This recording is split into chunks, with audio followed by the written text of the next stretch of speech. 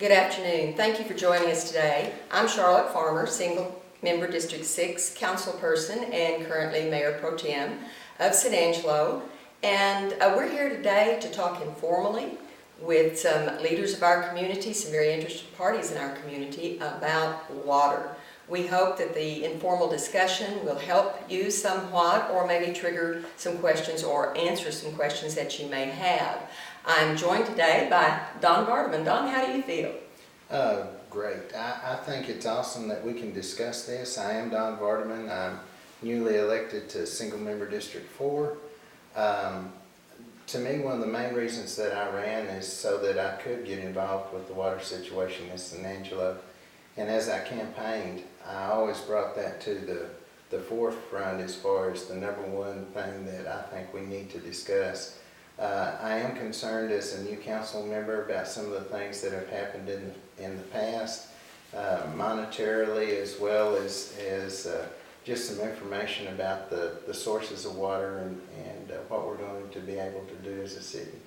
I know Mr. Wardlaw has done extensive research and has forgotten more than I'll ever know about it. So.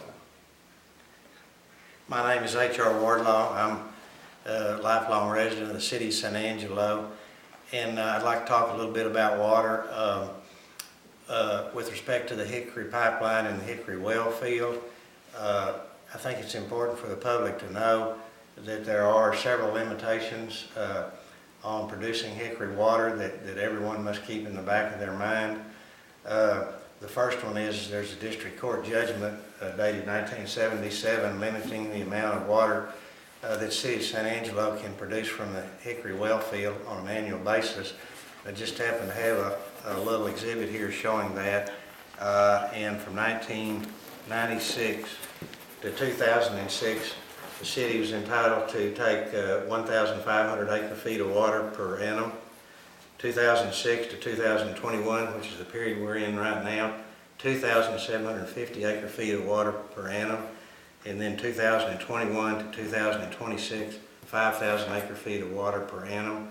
And it's important to know, superimposed upon these figures is that the city of San Angelo's annual water use is approximately 20,000 acre-feet per year, and it's been quite a bit higher than that, but due to the drought, people have cut back, thank goodness. And so anyway, our Hickory well field is limited by this judgment against the city of San Angelo, and it's also limited by the high degree of radium or radionuclides in the water. It's estimated that the radionuclides in the Hickory water is about 7 times higher than the EPA allowed rate, which is 5 picocuries of radium per liter of water. And so that causes a lot of problems. We either have to mix the water with good water at the rate of 7 to 1, which obviously limits the amount of Hickory water you can use, or you can build an expensive treatment plant and extract the radium, but the problem with that is it's extremely expensive to do that. And so I know other people here have lots of concerns about that, and that's what I'd like to say about that at this time. I'd like to interject here for the moment, if I may, to those that are watching. I agree totally with what Mr. Wardlaw is quoting there, and at the beginning of the decision making to do the Hickory, for me, just for me, it was a situation of no water or something. You know, that's the situation we were faced in. But the one thing that should be known that is maybe gets forgotten is all of us always knew that the single source of the Hickory is not enough water to sustain San Angelo's needs at its current population, let alone growth. So I think it's very important that we view and have some discussion, possibly Mr. Fleming, about what you feel is on the horizon or other sources that we should look at. Well, one of the things, and my name is Rodney Fleming, and I'm a concerned citizen, and one of the things that really concerns me that a lot of people don't understand is we've banked this water for years, and right now the experts are saying once we start using the Hickory water We'll run out of our bank in about 4 years, I think is what they're saying, and we'll go straight back to the 2,750 acre feet per year at that time, at the end of our 4 years. I think that we've talked about drilling some extra wells and things like that down there at the Hickory, and in my opinion, I think we should wait on that and not do those things until we know. First of all, I've talked to Mr. Wardlaw about this in depth, and we shouldn't do this until we know the final cost of everything that's involved with our water that's going to be coming in from the Hickory. We do not know the final cost of that. We do not know the disposal or actually the storing of. If we do put a filtration house in at the water treatment plant, we're going to have to store those filters when they come out of there.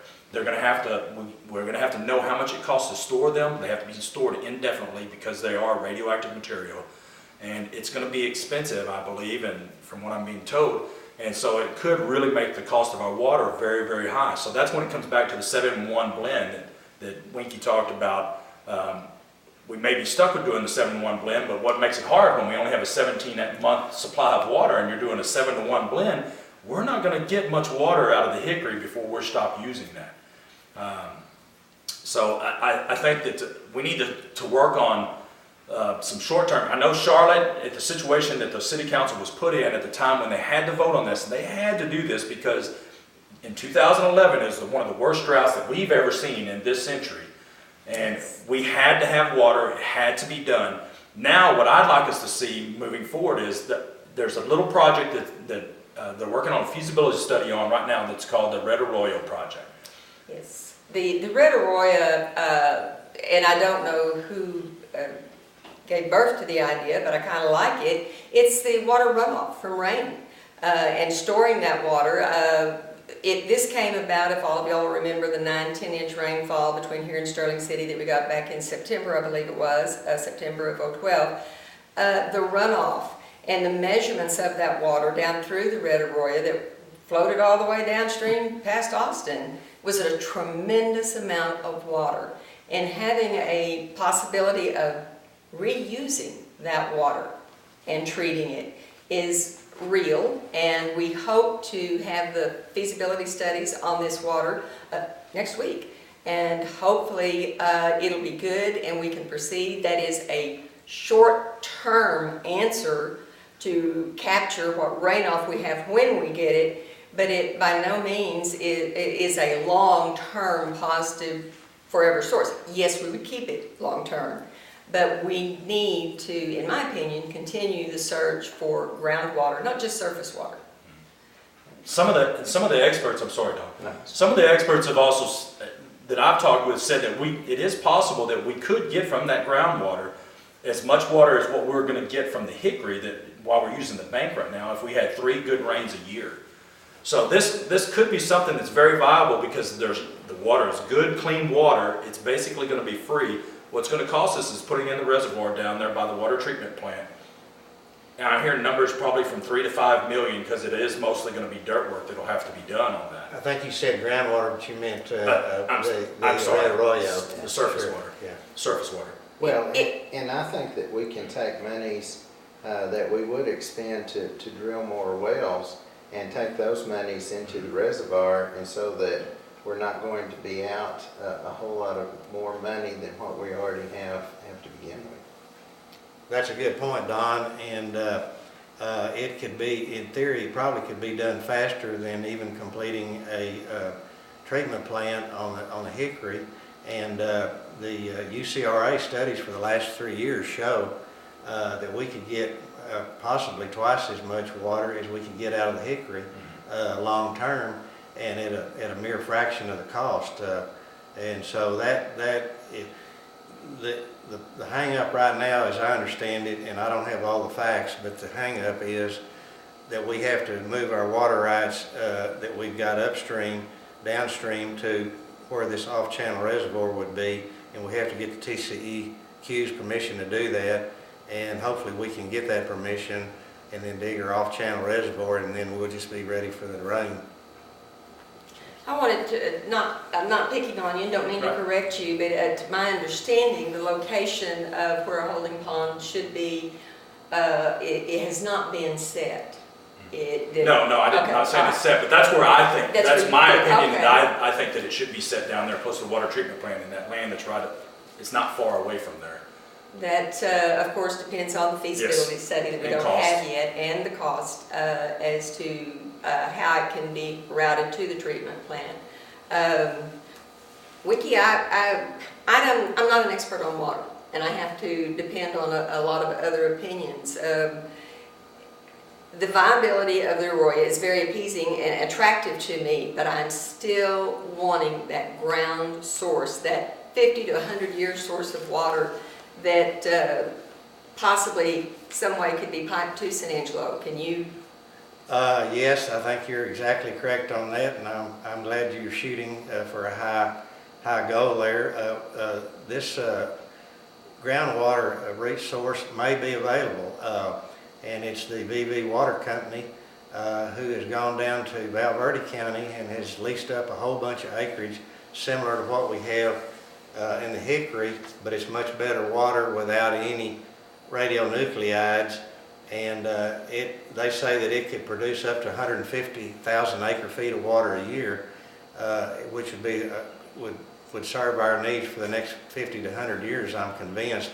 The problem is always in the details. The devil is always in the details, and that is that it's so expensive to bring that water up 160 miles from nearly Del Rio, just north of Amstead, that it would necessitate having all of the West Texas cities participate in this program to afford it, and that would be Midland, Odessa, Abilene, Sweetwater, Snyder, just everybody, and then we'd all chip in, and this could be affordable, and in addition to the cost of it, they would need to get the water facilities of the Colorado River Municipal Water District, so that when they bring the water to San Angelo, they can hook up on the system that's already goes to Odessa and Abilene and there, and it would cut the cost way back, and so it's just got a lot of potential.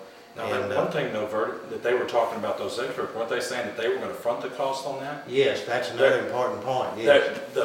That company that's working on that, the VV boys that are working on that, are saying that they'll front that money and they'll put in the infrastructure for all these cities. If these cities can come together and come to a unanimous decision to do this project, they will front the money and we will pay for the end result, the end product on the water. And that water, what they're saying, is going to be approximately about the same cost as what the Hickory is, but it would be good. It's very good water. I've had that water before down there, and it tastes awesome.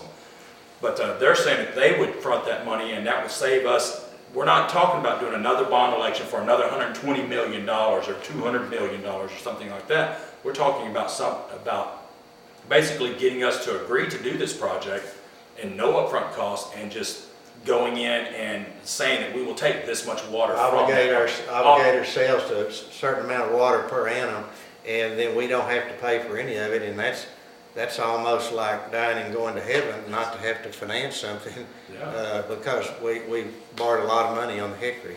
Yes. Well, I'd like to ask you, Don, as a new member on council, how do you feel time-wise about researching, whether it be the Red Arroyo, the Valverde water, the Hickory water, researching and the time needed for some hard decisions to be made? How do you feel about it? Well, as a new council member, along with basically a fruit basket turnover on the council, there's going to be, several new council people on there. I think that we need to look at it very carefully, make sure we're getting the most bang for our buck, and then see what the best resource for our water for not only now but also for the future will be. And it could possibly be all three, depending on what those studies provide. And I'm not talking about redoing studies or old work, but reviewing, Right. and giving the opportunity to review all of the facts so that decisions can be made for the citizens of San Angelo on a long-term water supply. And no one has even been able to tell me exactly how much 1,000 gallons of water from McCullough is going to cost us. So, therein, like Winkie was saying, is one of the problems that we need to look at. you know, and once again, make sure that it's not cost prohibitive. And because of the unknowns of the disposal and storage of this radioactive material, those numbers have not been available for us to tie down how much the water is going to be. And the experts, I'll just add one last thing, say that the cost of processing the radionuclides out of there and the radium is going to be extremely expensive. It's a scary thought. It's very scary. And I think that Charlotte hit the nail on the head when she said that it's going to take, I think, all of these things tied together. We're not talking about getting rid of the hickory. The hickory's there. We're with the hickory, and we're going to be using that. But we need to think about other things tying to that. But I think we're out of time now, aren't we? Well, I guess from the lady waves that it is, but I really enjoyed it, and I'd like to see us continue conversations, just casual conversations like this. Thank you very much. Thanks.